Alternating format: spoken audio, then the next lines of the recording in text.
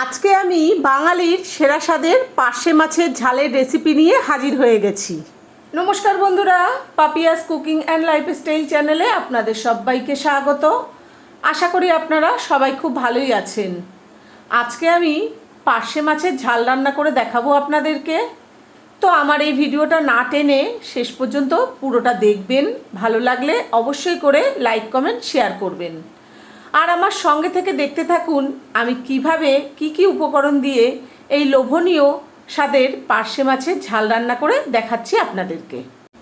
আজকে পার্শে মাছের ঝাল রান্না করবার জন্য এখানে 8 পিস পার্শে মাছ নিয়ে নিয়েছি। আর দেখুন মাছের ওপরে পরিমাণ মতো নুন হলুদ আগে থেকেই দিয়ে দিয়েছি।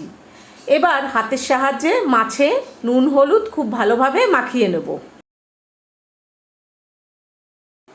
মাছে নুন হলুদ খুব ভালোভাবে মাখানো হয়ে গেছে। এবার 5 মিনিট ঢাকা দিয়ে রেখে দেবো। 5 মিনিট হয়ে গেছে। গ্যাসে কড়াই বসিয়ে কড়াই গরম করে কিছুটা সর্ষের তেল দিয়ে দিয়েছি। এবার তেলও কিন্তু ভালোই গরম হয়ে গেছে। এই তেলে মাছ ভেজে নেব। এবার খুন্তি দিয়ে আস্তে আস্তে মাছগুলোকে তেলের মধ্যে দিয়ে দেব। আর এই সময় কিন্তু গ্যাসের ফ্লেম লোতে রাখবো। গ্যাসের ফ্লেম লোতে রেখে মাছগুলোকে আস্তে আস্তে উল্টে পাল্টে বেশ লাল লাল করে ভেজে নেব। আপনারা যেমন মাছ ভাজা খেতে পছন্দ করেন ঠিক সেইভাবেই ভেজে নেবেন। দেখুন মাছগুলো উল্টে পাল্টে লাল লাল করে ভেজে নিয়েছি।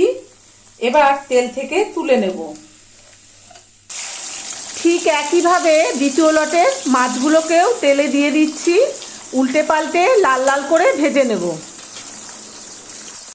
যতক্ষণ মাছ ভাজা হচ্ছে ততক্ষণে মাছে দেওয়ার জন্য মশলা তৈরি করে নিই। দেখুন এখানে এই চামচের 2 চামচ কালো সর্ষে নিয়েছি, 2 চামচ সাদা সর্ষে নিয়েছি, 2 চামচ পোস্ত নিয়েছি আর 10টা কাঁচা লঙ্কা নিয়েছি। এবার এই সব মশলা শিলে বেটে নেব। এবার একে একে সব মশলা শিলের ওপরে দিয়ে দিচ্ছি। প্রথমে কালো সর্ষে, তারপরে সাদা সর্ষে, তারপরে পোস্ত আর কাঁচা লঙ্কা। আচ্ছা একটা কথা বলে রাখি, আমি এখানে 10টা কাঁচা লঙ্কা নিয়েছি। আপনারা কিন্তু যেমন ঝাল খেতে ভালোবাসেন সেরকম বুঝে কম বেশি করে নেবেন। এবার অল্প অল্প করে জল দিয়ে দিয়ে সব মশলা শিলে বেটে নেব। আপনারা চাইলে কিন্তু মিক্সিতেও এই মশলা বেটে নিতে পারেন। আর এখনও যারা আমার চ্যানেলটিকে সাবস্ক্রাইব করেননি তাদের কাছে আমার অনুরোধ রইল আমার চ্যানেলটিকে অবশ্যই করে সাবস্ক্রাইব করবেন এবং পাশে থাকা বেল আইকনটি ক্লিক করে অল করে দেবেন, যাতে আমি যখন যা নিত্য নতুন ভিডিও ছাড়বো তার নোটিফিকেশান সবার প্রথমেই আপনাদের কাছে পৌঁছে যাবে। দেখুন আমার সর্ষে, পোস্ত, কাঁচা লঙ্কা খুব সুন্দর মিহি করে বাটা হয়ে গেছে। এবার শিল থেকে তুলে নেব। আপনাদেরকে একটা টিপস দিয়ে দিই, রান্না করার আগে যদি কখনো সর্ষে বেটে নেন তাহলে কিন্তু একটা পাত্রে রেখে ঢাকা দিয়ে রেখে দেবেন। সর্ষে বাটা আলগা করে রেখে দিলে তিতো হয়ে যায়। দেখুন আমি এই বাটির মধ্যে সর্ষে বাটা তুলে নিলাম। এবার ঢাকা দিয়ে রেখে দেবো। ওদিকে মশলা বাটতে বাটতে দেখুন আমার দ্বিতীয় লটের মাছ কিন্তু ভাজা হয়ে গেছে। আমি উল্টে পাল্টে বেশ লাল লাল করে ভেজে নিয়েছি। এবার তেল থেকে তুলে নেব। মাছ ভাজা তুলে নিয়ে ওই তেলে এক মুঠো বড়ি ভেজে নেব। গ্যাসের ফ্লেম লোতে রেখে বড়িগুলোকে লাল লাল করে ভেজে নেব। দেখুন বড়িগুলো লাল লাল করে ভাজা হয়ে গেছে। এবার তেল থেকে তুলে নেব। বড়ি তুলে নিয়ে ওই তেলে 1/2 চামচ কালো জিরে দিয়ে দিলাম। 2টো কাঁচা লঙ্কা ভেঙে 4 টুকরো করে দিলাম। পরিমাণ মতো নুন দিলাম। আমি কিন্তু গ্যাস নিভিয়ে দিয়েছি। এবার পরিমাণ মতন হলুদ দিলাম। 1/2 চামচ জিরের গুঁড়ো দিলাম। 1/2 চামচ কাশ্মীরি লঙ্কার গুঁড়ো দিলাম। শিলে যে মশলা বেটেছিলাম সেই শিল ধোয়া জল দিলাম অল্প করে একটুখানি। জল দিয়ে গ্যাস ধরিয়ে দিয়েছি। গ্যাসের ফ্লেম লোতে রেখে মশলা কষিয়ে নেব। 1.5 মিনিট মশলা কষিয়ে নিয়েছি। এবার আগে থেকে যে সর্ষে, পোস্ত, কাঁচা লঙ্কা বেটে রেখেছিলাম সেই মশলা দিয়ে দিলাম।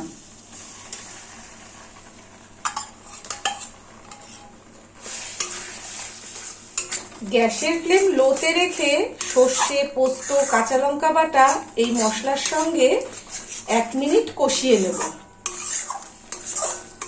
দেখুন সর্ষে, পোস্ত, কাঁচা লঙ্কা বাটা আর মশলা সব মিলে আরো 1 মিনিট কষানো হয়ে গেছে।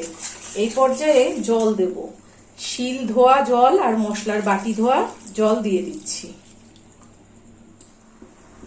আমার কিন্তু শিল আর মশলার বাটি ধোয়া জল কিন্তু এই বাটির 1 বাটি হয়নি। আমি এর মধ্যে আরেকটু জল মিশিয়ে রেখেছিলাম। আমি আরো একটু হাফ বাটি জল দিয়ে দিলাম। অল্প করে একটু হলুদ দিলাম।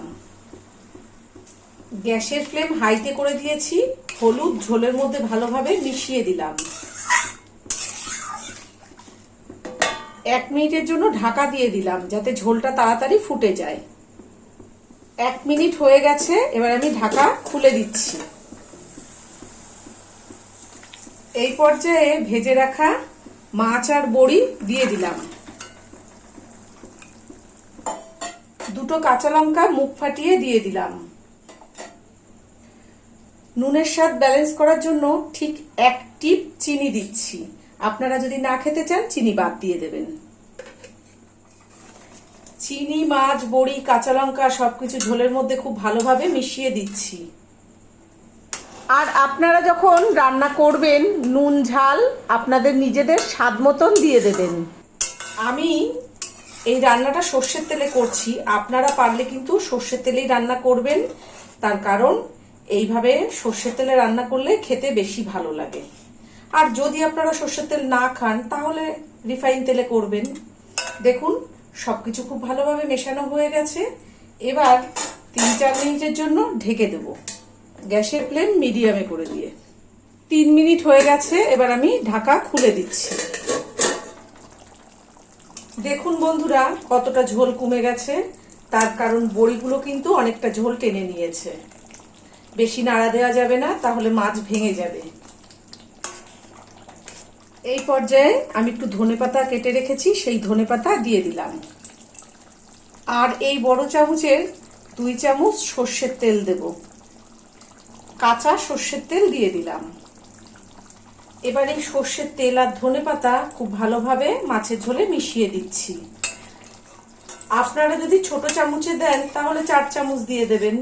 আপনারা যেমন তেল খেতে পছন্দ করেন সেরকম বুঝে দিয়ে দেবেন। সবকিছু খুব ভালোভাবে মেশানো হয়ে গেছে। গ্যাসের ফ্লেম লোতে করে আরো 1 মিনিটের জন্য ঢাকা দিয়ে দিলাম। 1 মিনিট হয়ে গেছে, এবার ঢাকাটা খুলে দিচ্ছি। দেখুন বন্ধুরা আমার কিন্তু পার্শে মাছের ঝাল একদম রেডি হয়ে গেছে।